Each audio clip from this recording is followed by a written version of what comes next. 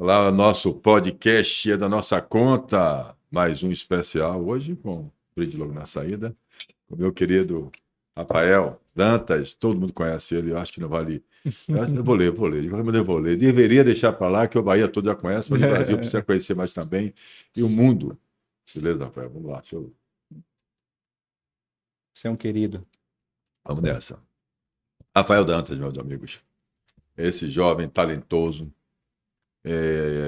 um prêmio para nós baianos e um prêmio para o país, né? Que eu acho que é difícil a gente descobrir talentos, principalmente que valorizem a história, né? Então, Rafael Dantas é historiador e professor formado pela UFBA, mestre em História, pesquisador com foco na memória de Salvador e da Bahia.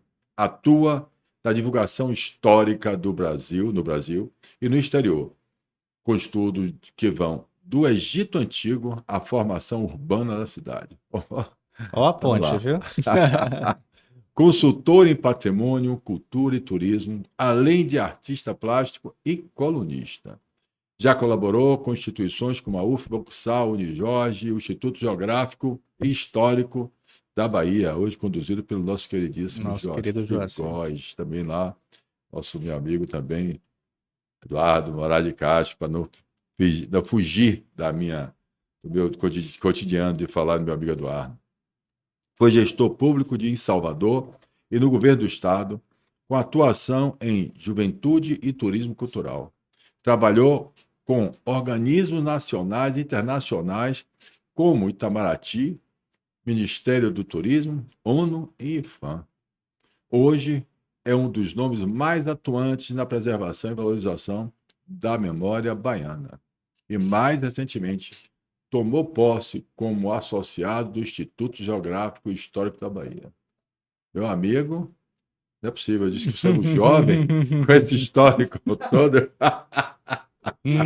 Seja bem-vindo, meu amigo Rafael Dantas. Estamos juntos. Paulo, é uma alegria, você sabe da deferência, do carinho que eu tenho por você. Você é uma pessoa muito especial. Estava falando das experiências, né? Conversar com você é um aprendizado, é uma troca incrível. Na primeira vez que fomos apresentados com o Fausto, e a gente trocou Faustinho, assim, gente boa. com o Fausto Franco, mandar um abraço para Faustão, um abração ele. para você, E Faustinho. foi Você é sempre você, especial. Fausto, Mário também, que eu já conhecia, foi uma conversa Mário Dantas, maravilhosa. nosso ex-presidente. Então, ó, a ACB presente aí. Então, foi um momento muito especial quando você falou sobre tantas coisas e depois, quando a gente se aproximou mais, você é uma pessoa incrível, uma referência, uma pessoa que eu tenho no meu coração, que eu tenho muito carinho e poder trocar nessas figurinhas com você, lhe acompanhar através dos seus livros, desses momentos que já passamos juntos, é realmente muito gratificante. Aqui tem um pouquinho, né, do Rafael profissional, mas sempre com o pé na história, né? Sempre resgatando essas memórias. A gente já, na sua época aqui na associação, conversamos tanto sobre esse prédio, sobre a importância da ACB, porque é o norte que eu sempre encaro para a vida, esse sentido de não deixar as coisas passarem, né? Sempre preciso resgatar, você sabe como ninguém, a importância de resgatarmos as nossas raízes, a nossa base, seja do ponto de vista social, identitário, seja do ponto de vista do que somos, né? É o que você fala, inclusive, no seu livro aqui. Exatamente, é isso aí. Então são pontos muito caros e eu fico realmente muito feliz de conversar com você. Você Que é uma pessoa que eu maravilha. guardo no coração. E eu gosto muito de você também. Eu espero que a partir deste momento a gente consiga começar a realizar o nosso projeto, que Com certeza, ó, assinado. registrado. E a gente quer, né, nós temos essa ideia, de fortalecer exatamente a história, não só da Bahia, como do Brasil. Mas a história do Brasil passa pela Bahia. Exato. Né? E esse prédio e a história das pessoas que passaram pela associação comercial compõem exatamente tudo isso. Isso. E eu convidei, nós estamos juntos aqui no projeto, de Rafael ser exatamente essa pessoa que faremos esse programa de podcasts, onde ele estaria sempre conversando e trazendo pessoas que passaram pela nossa história importantes. Uma das ideias é essa, né? De trazer, por exemplo, quantas pessoas ainda estão aqui com a gente para dividir com a história. Exato. Né? A gente tem o Ângelo Calmon de Sá, o Joaquim, ex-presidente dessa casa e presidente da Confederação Nacional. Olha aí. A gente tem tantos presidentes que estão ainda, graças a Deus, em condições de vir aqui e contar a história da casa, contar fatos que são importantes. Nós recuperamos aí, digitalizamos todo o acervo dessa biblioteca da Associação Comercial da Bahia, com mais de 214 anos. Você tem junto com você o Instituto Geográfico, Nosso amigo também Joaci. com um acervo espetacular. Veja quantas coisas interessantes. A Santa Casa da Misericórdia, né? Também com histórico, gente, que provocado até uma curiosidade, eu achando que é o meu Costa Pinto, era filho de padre, né? Eu achava que pô, por que que vai meu avô, Cláudio Costa Pinto, Costa Sim. Pinto, e onde é que está o restante e tal? Mas eu nunca tinha a curiosidade de pesquisar. Conversando lá na Santa Casa, aí eu falei, o pessoal falou, não, mas tem aqui os Costa Pinto, dê uma olhadinha. Aí eu fui saber, sim, que tem tudo a ver com o Costa Pinto, o Carlos Costa Pinto, do Museu Costa Pinto, Isso. que era exatamente a irmã, que é exatamente a mãe do meu avô. Veja que coisa interessante. Olha, que maravilha. E é interessante como as famílias se afastam. É. E eu próprio imaginava que eu era filho de padre, né? Eu não sabia que eu era. Então, essas questões que a história traz, não só essas histórias que eu estou contando aqui, que são das vidas, das nossas vidas, que é importante você entender, mas como a história da Bahia, a transformação que a Bahia Exato. traz. Você falou de família, uma coisa muito curiosa. Isso acontece com a sua, acontece com a de Mário, acontece com a minha. Tem um núcleo de Itapicuru, que é o de Mário, Alagoinhas, Irará, que é o meu, Dantas, né? Ah, E os Dantas têm uma ponte com Costa Pinto também. Aí ah, são primos terceiros, primos quartos, mas é toda aquela região dos Altos Sertões, ou dos Sertões da Bahia, como se falava, que era dessa galera, a atuação dessa galera. Então, em algum momento, vai cada um tomando seu rumo, etc., vai se separando, mas no passado era todo mundo mais junto. A gente acha que as redes sociais, né, que o WhatsApp, o Instagram aproxima mais, às vezes afasta mais do que aproxima. Porque as pessoas no passado, trocando cartas e correspondências, tinham mais diálogos profundos do que hoje, com um segundo, um importantíssimo isso. minuto de Reels, etc. Então são coisas para a gente pensar, né? Como o tempo às vezes dilata tanto e não faz as coisas Que certas. maravilha, eu adorei isso aí. Olha, eu tenho aqui uma pesca que meu querido amigo Niquel, Oh, ele é um querido. exatamente está aqui, ele fez para mim para ele perguntar. Mas eu vou dar uma pegada nessa aí, porque essa aí foi ótima. Pronto, Né? bora. Ou seja, quando você. Eu vou perguntar, viu, Niquel? Tenha calma, mas quando você percebe aqui claramente que você colocou, e é isso que a gente busca, aí ficou mais forte ainda. Eu quero que vocês peçam também, né? Vão lá e compartilhem. Não, pelo amor de Deus. É o que estão esperando para que Rafa faça esse trabalho, porque esse diálogo não Nossa, você seja. falou de Ângelo Calmon aí, as histórias de Ângelo Calmon, ministro, banco, tanta coisa pra gente resgatar. Exatamente. Não só ele. Eu aqui, meu Deus do céu, é brincadeira o que tem. É. O próprio Exatamente. Eduardo, IGHB aqui, a Exatamente. própria empresa dele, né? Exatamente. E um colecionador incrível, ele tem uma biblioteca maravilhosa. Exatamente. É um museu, exatamente. Exatamente. É o museu. É outro grande amigo. Então, veja bem, já está aqui fazendo a lista, né? Dos Você se próximos prepare entrevistados. por ele, tá? Então, vamos lá, gente. Qual é a ideia? Eu vou fazer a pergunta que o Niquel quer. Niquel botou aqui o seguinte. Você dedica a sua trajetória a estudar e divulgar a memória de Salvador e da Bahia. Uhum. O que a nossa história ainda insiste em nos ensinar e a gente continua fingindo que não quer ver. Ó, pergunta maravilhosa. Você falou inicialmente aí sobre a minha atuação profissional. Eu me formei em História, professor e licenciatura, e fui logo para a sala de aula trabalhar, sempre gostei, dou aula inclusive, mas eu comecei a trabalhar em políticas públicas, prefeitura e na área social. Quando você falou da inteligência cidadã, de toda essa questão da cidadania, etc., a sua própria ideia de criar a Via Cidadã, eu me identifiquei muito porque eu comecei nessa área. Secretaria de Políticas Sociais, Infância, Juventude, etc., na Sempre, na época Sempre, né? Hoje Sempre. Então eu trabalhava com social esse tempo todo. Então nessa atuação social, eu coloquei a história por conta de minha formação. Quando a gente conversava com jovens, quando ia para o CRAS, CREAS, quando desenvolvia projetos de políticas públicas da prefeitura para buscar emenda parlamentar, dinheiro público, etc., a gente tinha que criar uma base para entender de onde aquelas pessoas estavam falando, qual é o problema social que ali a gente está tentando representar, que a gente está tentando resolver. Então, eu sempre peguei essa questão da história do entendimento histórico para a gente compreender, de fato, onde está a raiz dos problemas, né?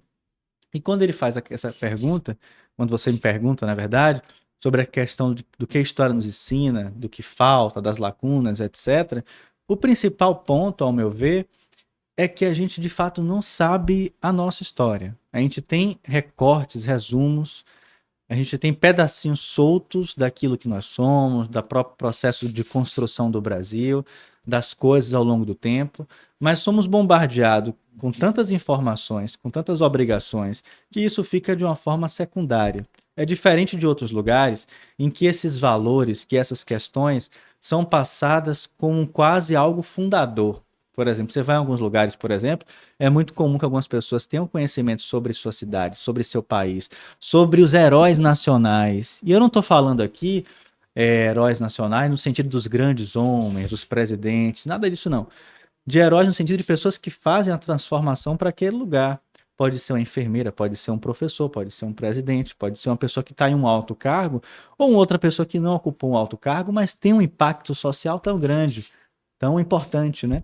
Então, essas questões de você entender o outro, entender esses processos de construção de uma sociedade como um todo, era o que a gente fazia também quando eu era da prefeitura, quando eu fui interlocutor desses organismos nacionais que foram citados. Então, a gente sempre fez essas pontes na época que eu atuei na parte do público ou na parte do privado. Então, eu sempre interpretei e levei a história para um uso muito prático, não pensar o ensino da história do ponto de vista apenas acadêmico, que é o que nós chamamos hoje de história pública, né? A gente vê muito hoje isso nas redes sociais. Você vai no Instagram, etc., no Facebook, no YouTube, sempre tem alguém falando sobre alguma coisa do passado, pegando uma imagem antiga, uma fotografia antiga, etc. Às vezes não fala certo, né? Mas está lá colaborando de alguma forma. Eu sempre peguei esse aspecto e levei para a questão de uma atuação profissional ligada a esses ramos de atuação. Então, isso foi importante para mim, porque era uma forma de responder às perguntas que estávamos vendo na rua. Quando a gente fazia alguns projetos, por exemplo, em alguns bairros de Salvador, muitos jovens chegavam para a gente e perguntavam: Nossa, por que Pernambués tem esse processo de esquecimento do poder público? Exemplo, porque essa rua não está asfaltada, porque esse posto de saúde não tem a atenção devida, porque em Valéria não tinha nada de cuidado com aquele bairro. A gente fazia todo um trabalho de entender o desenvolvimento urbano de Salvador, isso com os meninos pequenos e grandes, para mostrar que depois da construção das avenidas de Vale, depois de 1970, quando Salvador chegou a 1 milhão de habitantes, os bairros começaram a ser construídos sem o acompanhamento do município. Por mais que alguns projetos tenham sido criados, muitos bairros explodiram de uma hora para outra, então não teve planejamento. As ruas não foram seguindo um traçado de projeto, mas sim um traçado da geografia. Então, se tinha um morro lá, as casas foram ocupando e a escada foi sendo construída.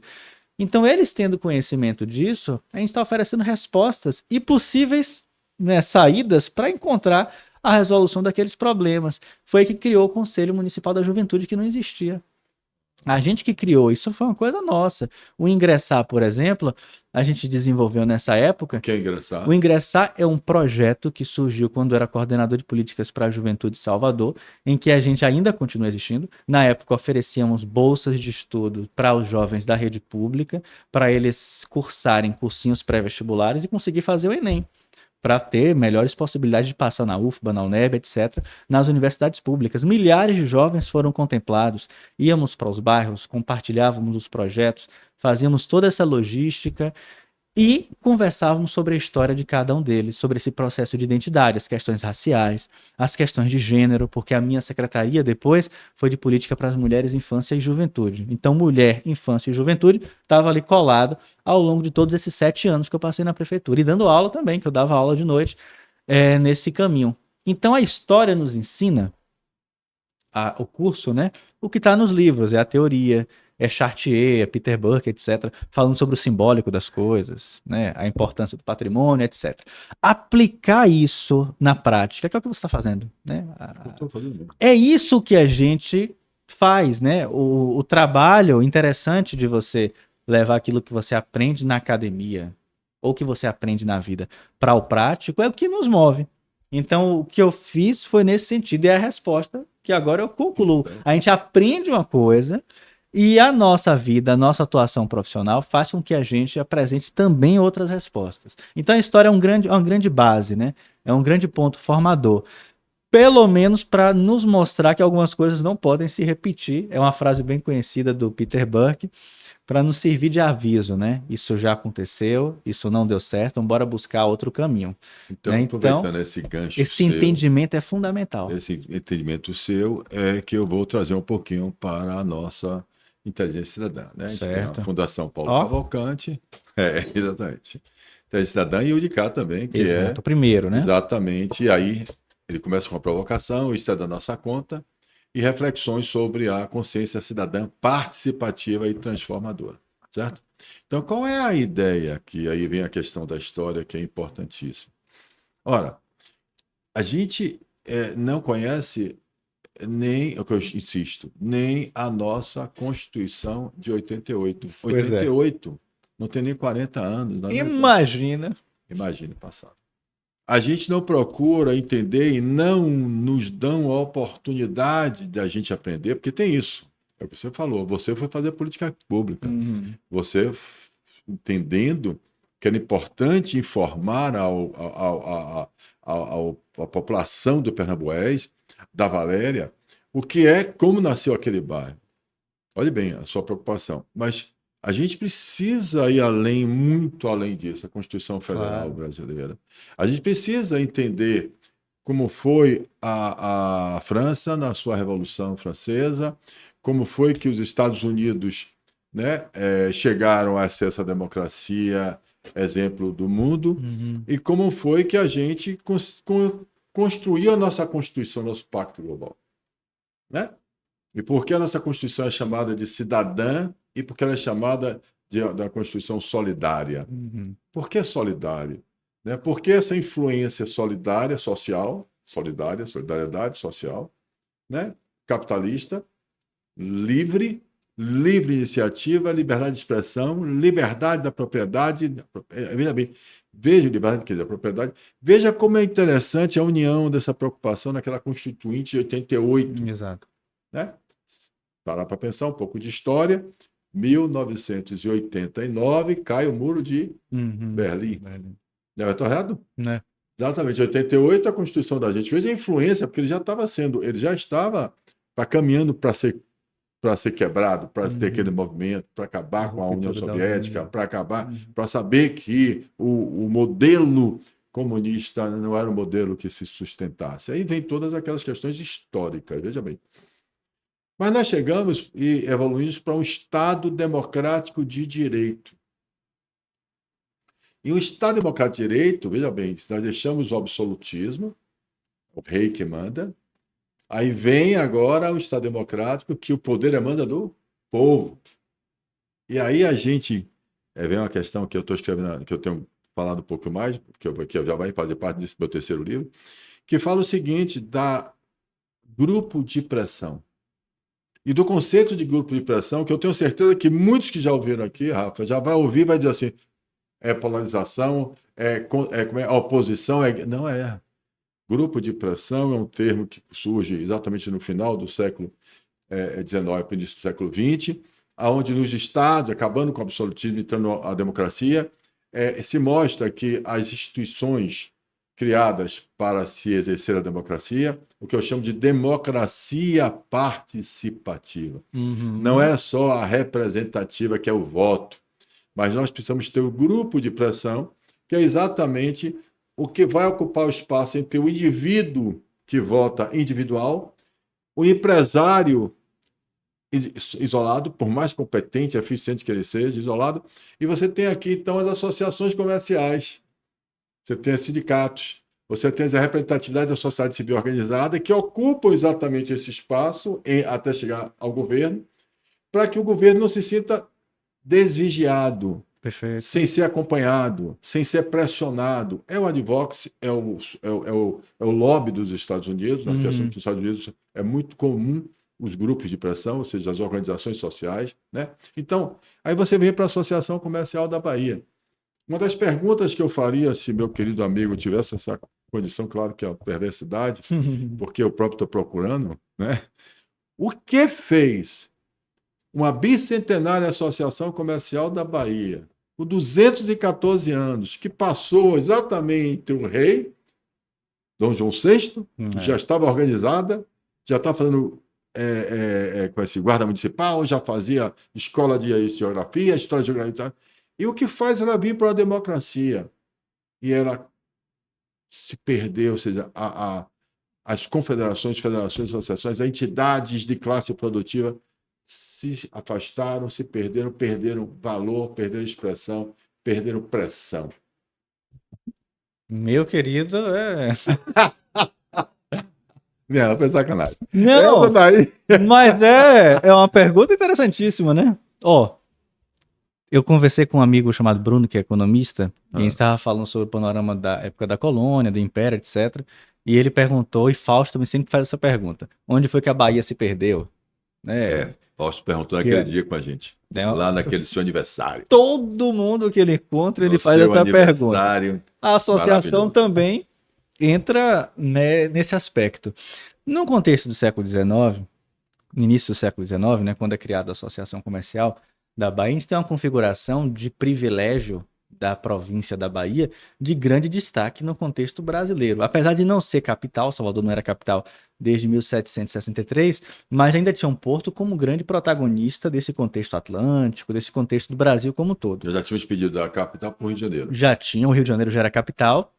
Inclusive, entre os primeiros anos do século XIX até o momento da criação da Associação Comercial da Bahia, o nosso porto chega a liderar em alguns aspectos, né, de mercadorias, chegada de pessoas, etc., mas o Rio cada vez se destaca mais. E por que eu estou falando do Rio? A partir do momento que o Rio é a capital, e que a família real está lá, cada vez mais os privilégios do ponto de vista político, das elites que estão ali, de uma forma ou de outra, passam a ser direcionados para então capital. E isso vai ser uma constante no decorrer do século XIX. Isso explica, de uma forma ou de outra, a situação que o Nordeste, nosso Nordeste, né, ficou a partir do tempo. O Nordeste ficou caracterizado como um lugar agrário, porque era o grande motor da economia na época da colônia, etc. E no decorrer do 19 e século 20, ficou meio que esquecido. A indústria, o café, os grandes projetos agregadores que foram pensados no Brasil no Segundo Império e depois com a República, foram todos direcionados para São Paulo e Rio de Janeiro. Rio de Janeiro, primeiro capital, e depois São Paulo. Então, no aspecto econômico, social e da política, a gente percebe, sim, de uma forma muito clara, que esse direcionamento Brasil foi para o Sudeste. O Nordeste é passado. O Nordeste é aquele momento que ainda carrega aquela coroa. Por isso que tem um pesquisador, o Reinaldo Leite, que fala Bahia, rainha destronada. Porque Salvador deixou de ser capital e foi perdendo importância. Mesmo assim, aí eu vou e volto. A Bahia tinha grande prestígio político. Parte significativa dos senadores do Império eram baianos. Inclusive muitos que aqui passaram, né? Tinham uma atuação muito grande em São Paulo. A Bahia tinha peso político, mas o peso econômico cada vez mais estava naquele outro contexto. Aí vem a sua pergunta da Associação Comercial da Bahia. Naquele contexto, a imagem que eu tenho, vendo inclusive os documentos que aqui estão, que vocês digitalizaram, é que tínhamos um envolvimento dessa classe, que representava parcela significativa da elite daquele contexto, muito mais atuante com as forças políticas do que hoje. Com o passar do tempo, com esse processo de república, que foi um golpe militar civil, né? Com a chegada dos militares Deodoro, Floriano, etc., esse arranjo político, que sempre ficou próximo das elites, né? Mas cada vez mais criou algo à parte. E não é à toa que explica o contexto do Brasil como um todo, né? Então, as associações, os sindicatos, os organismos de classe, etc., por mais que tivessem importância, uma tradição, o peso político, inclusive ligado àquela ideia clientelista, etc., acabou se sobressaindo muito mais forte. Ou seja, a gente tem nomes da política baiana, né? Que se configuraram ao longo desse tempo, que travaram brigas homéricas com inúmeras outras pessoas, inclusive da parte econômica, que não o apoiaram. Por quê? Se não apoiou, as portas estão fechadas, né? Então essas clivagens não foram um exercício democrático, nem muito menos cidadão. Foi um exercício político partidário que seguiu ao longo do tempo. O exercício político partidário, que efetivamente é o que eu Uhum. afirmo, né? Os partidos políticos, ou seja, PT, PSDB, PMD, não sei, todos os P's que tem esse partido, porque são vários partidos políticos, eu não sei nem o nome de É todos, demais, é partido demais. demais, né? Tem que enxugar. Esses partidos políticos, eles estão ali na Constituição Federal para nos servir, Uhum. para que a gente Em tese, escolha, em tese, exatamente, para que a gente escolha qual partido que a gente quer, né, participar e qual a legenda que nós nos identificamos. Mas o que aconteceu foi o contrário. Você teve um sindicato, por exemplo, do trabalhador, uhum, que virou um partido político, mas ali ele aparece, surge como sindicato, como um grupo de pressão, defendendo o interesse, que exato. é o interesse do trabalhador, legítimo, Uhum. legítimo, mais do que legítimo. E o que eu estou chamando a atenção, você tem também as escolas, as universidades também, a Uni e tal, começam também a defender também o interesse de um grupo, isso é democracia, né? Eu estou falando antes da democracia mesmo, no regime militar, eu estou falando assim, lá Sim, vai a sim. gente. O que eu estou chamando a atenção, meu querido amigo Rafael, é a, a expressividade da importância de quem produz riqueza no Brasil, ou seja, Uhum. da classe produtiva. Eu estou chamando que a Associação Comercial da Bahia é uma classe produtiva. Eu acredito, aí eu vejo que quando surge o sistema S sequestra, porque o sistema S vem com receita, vem com uma compulsoriedade do pagamento, é obrigado a pagar. Uhum. A associação comercial, como você colocou, não apoia, rejeita, reage e diz: não, senhor, eu não aceito que se obrigue a gente que já faz tanto, já paga imposto, vai pagar com dinheiro para poder gerir o negócio. Não, senhor, nós já Exatamente. temos as nossas representações de classe produtiva.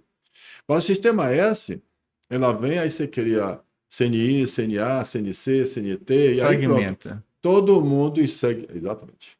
Aí você fragmenta a classe produtiva, segmenta, ou seja, também, porque cada um é cuidar do Uhum. agro, do serviço, do comércio, do transporte, e começa todo mundo a ver sua fonte, e o pior, além da classe de pressão, a dos grupos de pressão, que são expressivos, se vocês entenderem de novo, grupo de pressão é natural de um país democrático. Claro. É obrigatório ter, se tem. Senão, se tiver grupo de pressão, não existe vigilância, cobrança, preocupação do político. E nossas instituições vão ser sequestradas por organizações criminosas, grupos de interesses financeiros, corrupção e ou dominada eternamente por uma ditadura de uma ideologia política, seja de qual for. Eu não Uhum. estou aqui me referindo a uma só, Claro. direita ou esquerda, estou falando geralmente o que acontece com a preocupação que já tínhamos, aí vem um pouco de história, lá atrás. Vamos lá, Paulo, para não errar, quem foi? Foi Aristóteles, se eu estiver errado, você que é historiador, que dizia que, foi antes de Cristo, se eu vou dizer se eu estou certo ou não, Uhum. que ele dizia o seguinte, que a democracia, olha, estou falando antes de Cristo, que a democracia era um sistema arriscado, porque demagogos, Sim. certo? Falaciosos, que conseguiria, com seus discursos, envolver emocionalmente uma população, o faria ela voltar a escolher coisas que prejudicariam ela própria. Não sei qual é a semelhança que a gente tem hoje com o Brasil atual, Há certo? muitos anos. Há muitos anos. Não é de hoje só, não. Ó, a Há anos. campanha de Collor, o delírio que foi, Que né? foi. Então, veja bem, E agora, então nós recentemente. estamos vivendo isso, veja bem, nós estamos vivendo durante exatamente nosso Estado Democrático de Direito, É isso mesmo. durante a Constituição de 88. Uhum. Então, essa crítica não é pontual, tá? Eu Uhum. estou mostrando do afastamento. O que é que eu estou chamando a atenção de quem vai nos assistir? É que o que a gente está percebendo é que quando isso aconteceu, a gente perdeu as pautas de nação, Exato. perdemos voz, ficamos divididos, ou seja, outros grupos de pressão se sobressaíram, Uhum. que é importante, que eu falo é o lobby, é a movimentação, é a advocacy, como você quiser chamar, Sim. e aí começaram a se fortalecer mais. O que é que, historicamente, eu diria para a gente? E aí, sem ter a sua preocupação com o que você chamou de gestão pública, né? Uhum. De você estar ali trazendo um pouquinho de história para as pessoas perceberem isso, nós nos afastamos totalmente, inclusive o cidadão. O cidadão não se sente Integrante. pertencente à nação. Ele não acha que o serviço público É. é dele como direito. Ele acha que é gratuito, é um favor. Por isso que degrada, por isso que não cuida, por isso que não participa. Eu vou lhe fazer outra pergunta, porque eu entrei muito para lá de cá, meu, né? Porque foi de propósito. Mas mais uma aqui do meu Você amigo, né? pode, você Eu... pode. Você pode. Vamos lá, meu amigo Rafa. Veja aí, faça as perguntas, botem aí, participem Você da gente. Pode pode. mandar no pessoal também, viu? E perguntar e provocar. Você transita entre pesquisas acadêmicas e atuação prática em patrimônio e turismo. Onde está hoje o maior erro? Na forma como contamos nossa história ou na forma como a preservamos? Nos dois, Dois, eu né? acho que as políticas patrimoniais são importantíssimas. Vou começar de trás para frente. A figura do IPHAN, a figura do IPAC, dos órgãos de patrimônio são essenciais, porque, imagina, temos tantos problemas em preservar o patrimônio histórico com essas instituições, imagina sem elas. Porque se não tem algo que delimita, que norteia tudo isso, fica a Deus dará, né? Mas, por outro lado, é fundamental que entendamos também novos caminhos de entender o que é um prédio histórico, como cuidar e buscar caminhos para preservar os usos dele. Por mais que existam, né, discussões, alguns reajustes que foram feitos, é preciso, inclusive você como representante do privado sabe muito bem disso, aqui é um prédio tombado. Aqui é um prédio que vocês têm uma série de obrigações, de cuidados, etc. Falamos, inclusive, sobre isso agora quando passamos no Salão Nobre. Caminhos de incentivo, de financiamento, de usos. Essa flexibilidade é importante, seja para um prédio como esse, mas para qualquer outro prédio, no centro histórico, aqui na Miguel Calmon, uma fazenda, etc. Então, isso passa primeiro para que o proprietário conheça os caminhos que ele pode seguir para um prédio histórico, para preservar esse patrimônio, e qual caminho ele pode seguir para procurar recursos para cuidar desse espaço, para cuidar desse prédio, porque tem, é possível. Então, essa parte do patrimônio é essa. A primeira, qual foi a pergunta mesmo? Foi preservar e a história de forma como preservar. Então foi assim, o erro, né, da forma Aham. como contamos a nossa história. Como a gente conta a história? Passa por aquilo que a gente conversou agora. Durante muito tempo, isso já foi sanado, né? Em grande parte. Mas durante muito tempo, se eu perguntar aqui, Paulo, você lembra como eram suas aulas de história na época da escola? Provavelmente você pegou uma matriz curricular. Você deve ter sido educado por aquela história muito tradicional, muito cartesiana. Descoberta do Brasil, aí os São as jesuítas, depois datas. Colombo, veio até os nomes dos barcos, né? Pronto. 13, depois lá na América já foi com 3, né? 3 aí, Aí são sempre os mesmos Cristóvão Colombo, personagens ao longo do tempo, personagem, são os presidentes, etc. Essa era a visão mais cartesiana, mais ortodoxa, mais tradicional da história ao longo do tempo. Claro que na escola, dependendo do local onde você tenha passado, onde as pessoas que estão nos acompanhando tenham passado, podem ter experiências diferentes, mas a matriz curricular geralmente era essa. A partir dos anos 90, 2000 para cá, essa história mudou muito, né? Principalmente para entender a história como fruto de uma ação. História são ações, são as nossas ações ao longo do tempo. A história, quando a gente fala que a história tem movimento, é no sentido de que são as ações dos homens do passado que fizeram esse contexto que nós temos hoje. É a história do ponto de vista crítico. De você, a gente está conversando aqui sobre sociedade, sobre cidadania. Você está colocando como aspecto a questão da inteligência cidadã, dos seus projetos, etc. Como é que a gente olha isso de forma crítica? Por que olhar de forma crítica é importante? Porque a gente consegue entender as coisas quando a gente critica as coisas. Se eu olho o negócio e digo que está tudo maravilhoso, você não tem o que fazer. Se está tudo bacana, você não vai fazer nada. É criticando a sociedade que você começa a traçar pontos diferentes. Então, esse olhar crítico para entender os movimentos, os processos, as lacunas, as ausências de representatividade de personagens, do que foi contado e do que não foi contado, que é a pergunta que foi feita, é que a partir dessa nova história que começa a se desenvolver a partir da segunda metade do século XX e aplicada cada vez mais, seja na sala de aula ou nos outros espaços, é que hoje a gente já discute, coloca na sala de aula, por exemplo, a questão do ensino da cultura afro, né, da importância do legado afro, das culturas afros para o contexto brasileiro, etc. É fruto dessas mudanças. Então, hoje temos um contexto de entender, de falar sobre essa história muito diferente do que alguns anos atrás. Mas ainda assim, e aí eu vou criticar, é importante a gente ter um olhar muito mais interdisciplinar das coisas. Por exemplo, falar sobre história Interdisciplinar, maravilhoso. não é só falar sobre pontos específicos do passado, você tem que falar da história trazendo literatura, você tem que falar sobre a história trazendo cinema, trazendo arte, trazendo economia, trazendo questões que dialoguem com aquilo que você está vendo em sua realidade. Aqui estava com o impostômetro, né? Passando há pouco tempo.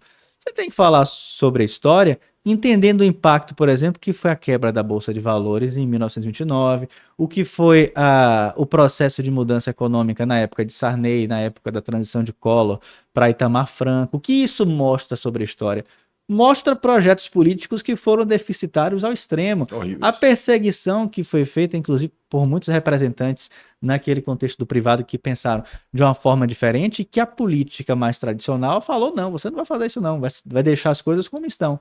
Então, esses pontos paralelos, esses números aqui que a gente está vendo, não são só números, são índices da nossa sociedade. Então, pensar a história de um viés crítico e interdisciplinar é justamente a defesa e a resposta da pergunta. E como eu sou das artes, eu sou da literatura das artes, né? Eu vou muito nesse aspecto. Inclusive, trabalho com arte lá no Hotel da Bahia, que você conhece. No Hotel da Bahia, inclusive, aquele painel que vocês Do mostraram. Genaro, que era uma maravilha. Você pegou o exemplo de Genaro. Genaro pintou aquele painel, que é o Festas Regionais, em 1950. Ele recebeu o convite de Mangabeira, que inclusive é um nome importantíssimo da Associação Comercial da Bahia, para pintar aquele painel. Ele escolheu pintar as festas baianas. Ali tem o povo simples da Bahia. Ali tem um grande painel que mostra só pardos e negros em 1950. Não é agora, não. É em 1950 que ele pintou isso.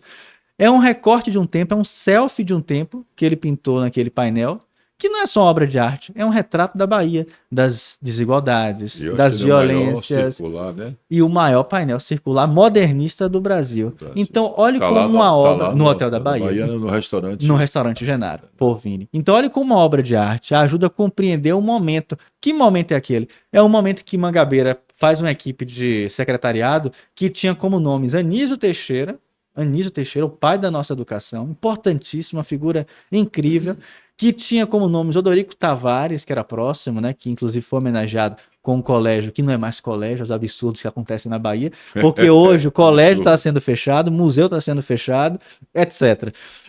Teatro, né, tá até agora fechado, e todo mundo fica quieto, viu? Que é a questão da política que você comentou sobre as questões ideológicas, etc. É preciso que a gente pressione, né? Eu que sou da cultura da história, como é que eu vou ficar quieto perante um absurdo como esse? Então Mangabeira fez tudo aquilo nos anos 50, em um momento que não tínhamos uma economia como nós temos hoje, porque alguns anos antes foi criado naquele contexto, não polo petroquímico, então a mudança significativa do padrão econômico da Bahia em uma esfera agrária, o cacau, né? É o fumo que ainda é importante e começa a vir um petróleo, começa a vir um incentivo para a industrialização, pós esse momento de meados do século XX, e Regis Pacheco depois que vai incentivar, e Antônio Carlos Magalhães, que vai fazer aquela revolução toda do ponto de vista industrial, que o que ele fez foi inegável. A gente divide a Bahia antes e depois de ACM, ACM avô, né? Então, olhe como um painel mostra tanta coisa que a gente pode explicar aqui e conversar por horas. Então é essa a resposta da pergunta. Pensar a história do ponto de vista interdisciplinar, que cada vez é mais difícil hoje. Aí eu entro para essas questões que a gente vê nas redes sociais, porque a gente vê, fulano defende tal ideia, né? Seja esquerda, direita, qualquer outra coisa. Alguma militância. Só defende isso. Não para ver outra coisa. É horrível. É uma loucura. É o problema de hoje do Brasil. Não gosta de Bolsonaro. Está polarizado ao ponto que a ignorância, ou seja, não chamo as palavras, vou retirar, que a nossa, que eu uso, nossa infantilidade da nossa inteligência cidadã chegou a um ponto, melhor que eu melhorei, eu vou ter por isso, né? Eu já estava aqui distraído, já ia falar, já ia dizer assim, papai, isso ignorante. Mas a nossa infantilidade, a nossa inteligência chegou a tal ponto que a polarização dominou tanto também, e o pior é o seguinte, o pior é o que eu vejo, é quando você acredita naquilo, que Veja bem, uma coisa que está me assustando. Assustando não, que nada me assusta, mas que também me Não, deixa sempre. olha que sua história é um filme. Minha história é um filme. É um documentário. Por isso que eu digo a você que nada me assusta. Exatamente. É difícil. Eu já disse todo mundo, pessoal, outro dia eu bati um papo cabeça aqui quando eu disse à pessoa que eu não tinha medo de morrer. Uhum. Não é? Não tenho. Depois assim, e como é que você é o quê? Acredita em quê? Eu disse assim, eu acredito em todos os deuses. Também. Aí eu penso em Também. todos eles, Com certeza. todos eles têm uma coisa em Tá comum aqui, que eu trago também, que é exatamente o amor, que é o amor ao próximo, que é querer o bem, que prega. Existem todas elas, Claro. um demôniozinho, um Aham. diabozinho e um santo. É. Então a gente É mostra o equilíbrio o das equilíbrio e a coisas. nossa natureza. Claro. Né? Então, quer dizer, então, por isso que eu acredito em todos, eu Uhum. acredito em tudo que traz exatamente coisas, energias boas, positivas, Com que é bem ao certeza, próximo e o bem a Paulo, si verdade. próprio. E a gente precisa se Uhum. preservar. Principalmente quando a gente começa a amar. Eu acho que as pessoas que se posicionam, né, contra uma família, contra a igreja, ou contra qualquer coisa desse tipo, não é que eu seja de direita ou de esquerda, eu Aham. sou um cidadão brasileiro que convivo, então eu sei o que é ter uma família, eu sei o que é amar a mãe, eu sei o que é amar o filho, eu sei o que é amar o Uhum. próximo, eu sei o que é amar eu sei como existe, então eu não posso negar, né, essas questões que existem, eu sei que amar o próximo existe, então eu não posso negar a fé, tá certo? É. Agora, o que eu quero dizer, o que eu quis colocar voltando aqui, que eu não me assusto, mas o que eu estava dizendo que eu fico ainda assim, achando que é motivo da gente ficar surpreso, é quando você vê literalmente as pessoas virarem para você e dizer assim: você tem que sair de cima do muro.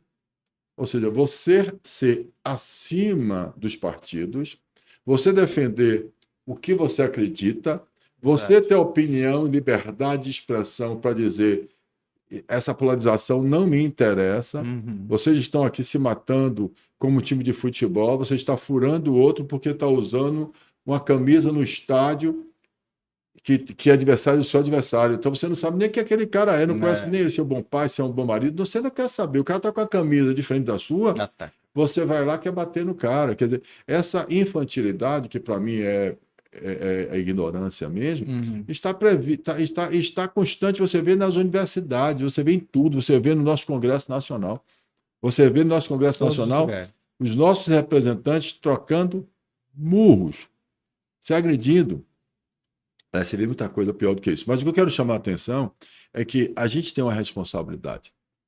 A responsabilidade que passa exatamente por resgatar isso, um pouquinho de tudo isso que é importante, a Uhum. autoestima cidadã, a responsabilidade da gente despertar a comunidade em relação a ela poder entender um pouquinho quem ela é, o valor que ela tem, para que a gente possa saber votar, para que a gente saiba poder escolher, para que a gente possa se posicionar, para que desperte na gente o sentimento de pertencimento. E uma das coisas que eu mais chamo a atenção, que eu digo toda vez que as pessoas às vezes até ficam: poxa, Paulo, você quer trazer mais responsabilidade para a classe produtiva do Brasil? Sim, Com eu certeza. quero. Eu quero trazer não só para a classe produtiva, mas para a classe intelectual, para a classe que forma, para quem tem hoje, para quem é autônomo, mas que hoje trabalha, quem se formou, para a classe do direito, para quem fez sociologia, para quem fez algum curso. Essas pessoas têm que assumirem sua responsabilidade de transformação no país. E a classe empresarial, quando eu chamo ela, porque eu digo o seguinte: o empresário de verdade, né, o empresário, ele tem talento, ele já emprega, ele já paga tributo, ele tem função social, que é a nossa Constituição Federal Brasileira, mas ele conquista. Quando ele conquista, ele não precisa de moradia, ele não precisa de plano de saúde pública, porque ele tem o seu plano de saúde, ele não precisa Uhum. de segurança, que ele paga seu prédio com segurança, ele não precisa de escola pública, porque ele paga para os seus filhos de escola particular, e ele não precisa também nem da área pública, porque ele vai pegar um lugar com domínio fechado e fazer a sua área de lazer. Essas pessoas são as que mais podem fazer pela nação, pelo Brasil. Aí, quando eu digo isso, essa aí vem por onde? Vem pela sociedade civil organizada através das confederações, Uhum. das federações, das associações comerciais, empresariais, produtivas de todos os setores do Brasil. A união dessa classe, ela representa uma força que a gente não tem ideia da capacidade que nós temos de transformação nacional. Entendeu? Então, essa é a nossa é a provocação que eu faço.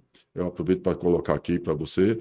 Tem outra questão também que você vê a população brasileira sem capacidade mínima de fazer o que você falou. Vamos fazer avaliação crítica, Sim, sim, né? sim. Que você faz, vamos fazer a capacidade analítica. A gente não tem. Eu vou dar um exemplo para você aqui, ao mesmo tempo que eu vou fazer uma propaganda. Propaganda não, que é uma campanha, porque isso aqui não tem valor econômico nenhum. Esse projeto de lei é um projeto de lei popular. É um projeto de lei popular que foi propositalmente feito pela Fundação Paulo Cavalcante para ser um projeto de lei popular. Para ser exatamente aonde a população exercite a democracia participativa. E eu escolhi uma atividade onde as pessoas mais carentes estão, Uhum, que é na saúde pública. exato. Chego na saúde pública, chego na fila do atendimento, da regulação, onde as pessoas vão ser atendidas por Irmã Dulce, pelo Hospital de Irmã Dulce, Santa Isabel, e todo o sistema SUS, todas as entidades do terceiro setor que atendem o SUS.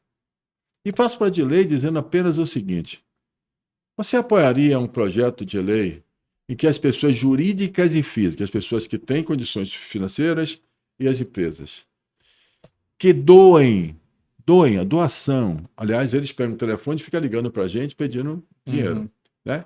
Que as doações que as pessoas jurídicas e físicas façam espontaneamente para essas santas casas que têm um SEBAS, que têm a certificação dada pelo próprio governo, Claro. que possa ser abatido diretamente no seu imposto de renda.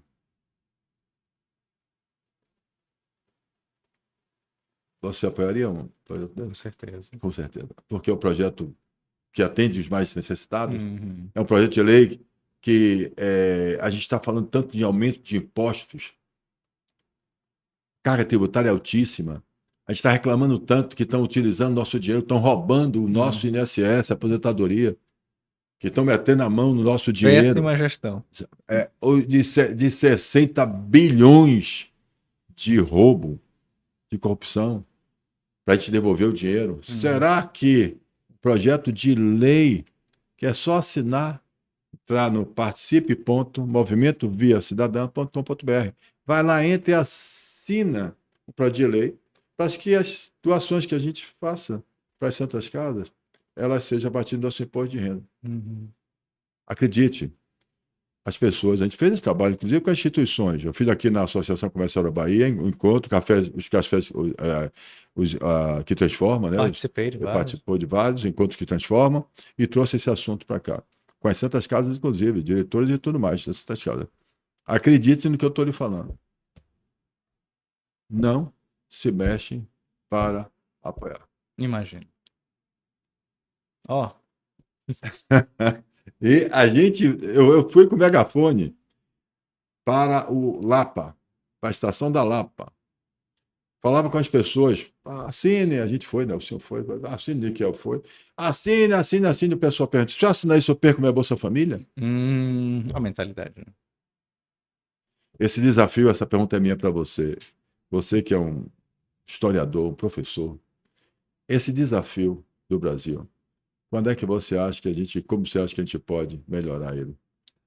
Paulo, meu querido, ó, Darcy Ribeiro, Sérgio Buarque de Holanda, tantos tentaram explicar, né? E todo mundo dá sua contribuição, etc. É uma tarefa constante, né? O Brasil tem de formado com o processo de ocupação, invasão, etc. Que 500 anos, né? É praticamente um lugar muito novo. Mas isso não é explicação para dizer, a gente conversou até sobre isso, de que as coisas estão assim por conta da pouca idade. Até porque outros lugares do mundo mostraram processos de transformação absurdamente mais agregadores, mais participativos, mais respeitosos. Não são perfeitos, mas foram processos. Perfeição não existe. Não existe. Mas foram processos que mostraram caminhos mais assertivos. O Brasil tem muitos problemas, tem uma frase muito bacana que é: o Brasil tem um longo passado pela frente. O que quer dizer isso? Que a gente tem muitas coisas que não foram resolvidas ainda, Adorei essa. O básicas, Brasil tem um um longo longo passado passado pela frente. Depois dá um Google aí, que às vezes eu esqueço as referências, que é muita coisa na cabeça. Esqueça, Google. Mas, depois vocês olham de que essa frase, o Brasil tem um longo passado pela frente.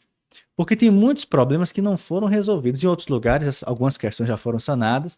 No Brasil, ainda temos muitas questões para resolver, principalmente no que toca essa questão do social, das desigualdades, das exclusões presentes. O Estado, você está falando da questão do privado, Educação, da né? educação, etc., como um todo. O Estado do Brasil é fruto de um golpe, Paulo. É literalmente um golpe orquestrado, isso em 89, né? Orquestrado por pessoas que estavam insatisfeitas com o fim da escravidão. Olha a questão da mentalidade, né?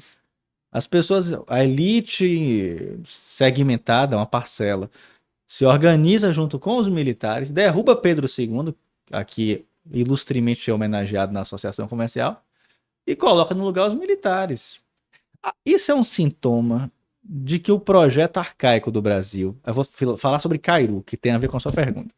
Isso é um sintoma muito claro de que o projeto político, social, econômico do Brasil que vigorou não é o projeto que você defende liberal social, não é o projeto cidadão que você defende. O projeto que vigorou no Brasil é um projeto arcaico, que é o arcaísmo como projeto. Cairu, novamente Você aqui, está vendo isso aqui? as ODSs, né?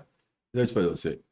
O que a gente discutiu, conversamos bastante, Uhum. foi que nós tivemos tempos e temos tempo, bastante tempo para transformar isso. Se eu for parar para avaliar exatamente desta forma, pensando lá atrás, eu tenho que imaginar a partir do corte exatamente da nossa Constituinte 88. Eu tenho que parar no momento em que a gente disse que estava sendo de um golpe militar e estávamos instituindo a democracia, o Estado Democrático de Direito. Uhum. Eu tenho que pegar e mostrar que já se passaram 38 anos. Eu tenho que dizer que naquela Constituição nós dissemos e fizemos nosso planejamento que em 10 anos, que em 1998, nós teríamos erradicado o analfabetismo no Brasil. Nós temos que entender que o programa político continua agora.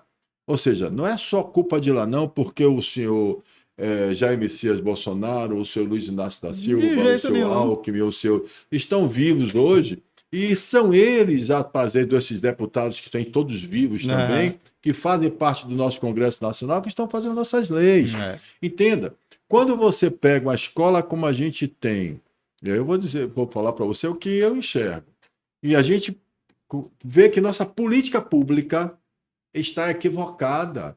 Você não pode me dizer e achar que é normal, que é de hoje, quando eu não dou oportunidade para um jovem que vai viver no máximo, pelo amor de Deus, eu vou viver quanto até 70. Entende como é que é? Que os caras que entendem o que eu estou falando, até uma vida ativa, vamos chamar assim. O que é que eu estou querendo dizer a você? Que você não é o que você é com esse conhecimento todo que você tem, com essa capacidade que você tem, extraordinária que você tem. Meu amigo, você é jovem, quantos anos você tem? 35. Fez agora 35 naquela festa linda que a gente foi. Com Parabéns para sua você. ilustre presença. 35, eu estava lá sempre. Então, veja bem, o que eu quero Verdade. colocar para você é o seguinte: 35 anos. Uhum.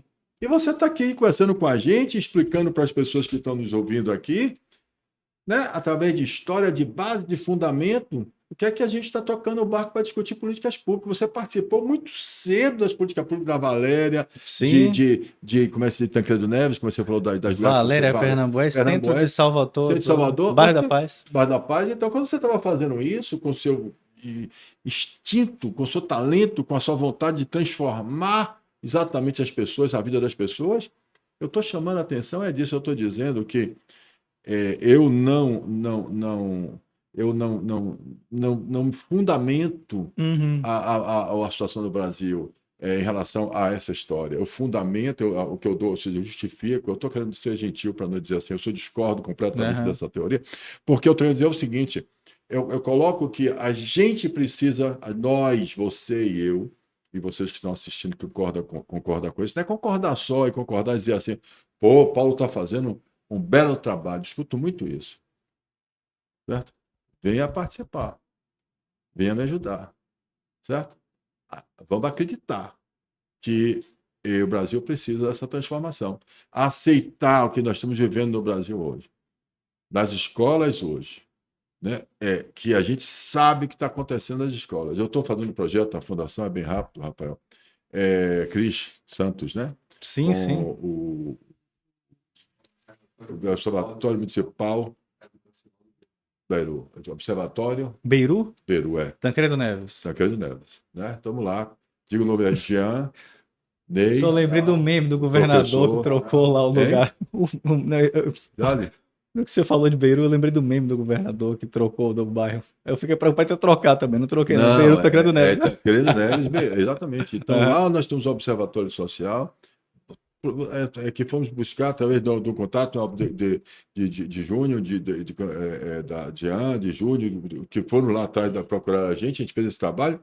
Está funcionando super bem, mas acredite, é uma dificuldade. Eu sei. E o que a gente precisa fazer? Tem talentos espetaculares Claro, essa juventude de inteira. juventude. Então, o que eu estou falando é que a educação da Bahia ela não pode. Eu tenho de cada discussão, aí eu acho outro papo, senão vai ser da história. Uhum. Mas eu tenho cada discussão com professores, discussões mesmo com Sim, professores, imagino. porque os professores, apesar de serem também um grupo de pressão, apesar de ter Sim, uma claro. associação também, Uhum. e apesar de vai buscar o aumento para o salário deles, também não tem a expressividade, também não consegue nem aumento. Ou seja, eles não conseguiram, por exemplo, a jornada,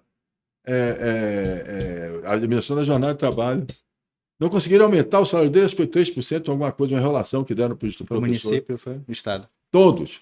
É do Estado, é do Uhum. município todo. É o município que não estão conseguindo, eles não conseguem. Então, os professores são, sim, responsáveis, assim como nós somos responsáveis, classe produtiva, são responsáveis, assim, pela transformação desse Brasil. Com Porque certeza. passa na sala deles os filhos do Brasil. Uhum. Então, se cada um assumir o seu papel, eles estariam matriculando seus filhos nas escolas públicas. Não tenho dúvida. Mas eles não matriculam nas escolas públicas porque eles dizem: eu quero que meus filhos tenham a mesma oportunidade que o seu. Uhum. Como se estivesse me ofendendo. Eu digo: eu quero que meu filho fosse para a escola pública, porque eu não quero gastar esse dinheiro, porque eu tenho direito a ter uma escola pública eficiente. Deu para entender? Uhum. Então, voltando, por isso que eu dei essa posição, esse contraponto, para a gente ver o seguinte: não, eu não vou me conformar em querer justificar a nossa ineficiência de hoje pela história do passado do Brasil. A gente tem condições de mudar agora porque nós temos essa capacidade de analítica e crítica e nós podemos fazer e vamos fazer. É essa que eu acredito. Então, por isso que eu estou. Não. Vai, pau na máquina. Perfeito. Agora analise. Você está com essas dificuldades agora, né? Você falou com essas dificuldades do projeto, etc. Essas dificuldades, né, que você acabou de nos narrar é fruto direto de um processo que não é de 30, 40, 50, 100 anos. É um processo Brasil. Por isso que a gente está conversando sobre o passado, né, o longo passado pela frente. Porque a gente não resolve os problemas, a gente empurra com a barriga. Boa. A gente coloca embaixo do tapete. Então você falou da Constituição, a Constituição é pensada de uma forma perfeita. Na tese é uma das constituições mais bonitas, mais maravilhosas do mundo. Chega até a ser poética. Na prática, depois de 30 anos, tivemos grandes avanços, coisas significativas, mas muitas coisas se esbarraram justamente porque a gente bota as coisas embaixo do tapete, não resolve. Somos testemunhas, eu fui prefeitura e governo. A gente pensava um projeto, Paulo, mudava o secretário, mudava a gestão. Tudo que foi feito era descartado, jogado fora. Por exemplo, você tem um projeto maravilhoso no Beiru, Tancredo Neves, mudando, exemplo, né? A vida de nossa, a fundação ninguém pode mudar ali, não. Não, mas imagine se fosse no meio, se fosse na prefeitura. Se fosse na prefeitura, que não é de estado, são de gestão, você saiu, foi tudo por água abaixo. Agora imagine, voltando pro passado, né? Anísio Teixeira quando pensou na escola, como é o nome? Aquele colégio, Escola Parque, né? Quando ele desenvolveu aquela coisa incrível, aquela revolução educacional, aquilo foi transformador. Teve um tempo, depois não teve incentivo, não teve verba, se pensou em outro viés educacional. Nos anos 70, mudaram o currículo completamente para uma coisa muito mais prática, uma loucura, e assim ficou até hoje. Então, os nossos contrapontos, né, as questões que a gente está discutindo aqui, é que a gente não resolve o problema. A gente leva, e pode passar. Eu não vou ser o pessimista, né? Vou ser o otimista aqui com você.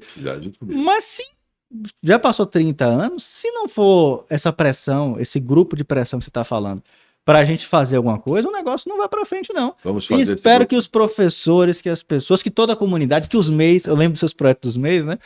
Se una, que a comunidade Aí, como um está aí todo o projeto também passe. funcionando, É vamos fazer de isso, novo. é isso que muda. Transformamos vida. Principalmente que a gente transforma a vida quando a gente desperta a autoestima cidadã. Exatamente. Quando aquelas mulheres do Banco Ferroviário se descobriram como empresárias, como dono dos seus negócios, e conseguiram, mudar a com a chave, análise, né? que a gente tem análise também de dar, Uhum. começaram a entender que elas podem sair, que elas podem se deslocar, que elas não são obrigadas a viver ali daquele jeito, não. As coisas mudaram. Meu querido amigo, eu sei que eu estou no Nosso seu tempo tempo, passou, rapaz. foi? Oh, O rapaz já encheu o uma saco hora ali pra já. cacete. Menino do céu. Por favor, a câmera é sua. Dá alguma Paulo, lhe coisa aqui. agradecer pelo carinho, pela nossa conversa. Você sabe o quanto eu gosto de você. Que fica aqui registrado nosso compromisso de manter nossos projetos, agora Claro. voltar para conversar sobre outros pontos. E lhe agradecer pelo convite, pelo seu trabalho aqui na Associação Comercial, que foi tão transformador, pelos seus projetos, né, em sua instituição. E antes de qualquer outra coisa, pela sua sensibilidade. A gente vai aprendendo ao longo da vida, etc. Tudo que acontece na nossa vida é um aprendizado, né? É, E você fez de tudo isso algo transformador, inspirador, né? exatamente. As pessoas param para, eu fico observando, né? As pessoas param para conversar com você e aí falam com muita deferência, com muito carinho, né? Então isso é uma conquista que eu acho que é uma característica assim, muito especial sua. A sua sensibilidade e a sua responsabilidade. Se todo mundo que está em sua situação, em seu nível, né, profissional, enquanto pessoa, tivesse a sua atuação enquanto responsabilidade cidadã, com certeza o Brasil estaria diferente. Mas Que é aquilo que a gente poderia copiar de outros lugares. Em alguns aspectos, os estadunidenses, né, têm isso de uma forma muito, muito forte, né? Esse retorno que eles dão para a sociedade, para a universidade. Temos várias famílias que fazem isso. A Europa, isso é muito forte. Também aqui no Brasil é muito fraco. A gente não pensa no outro, é aquela coisa muito individualista, que se explodam as coisas, e você vai num caminho diferente. Então, eu agradeço e fica aqui, né, a nossa conversa como meu convite amigo, para outras. exatamente, vamos fazer. Gente, obrigado. Mais um da nossa Ó, conta. Pau na máquina. Tamo juntos. Valeu.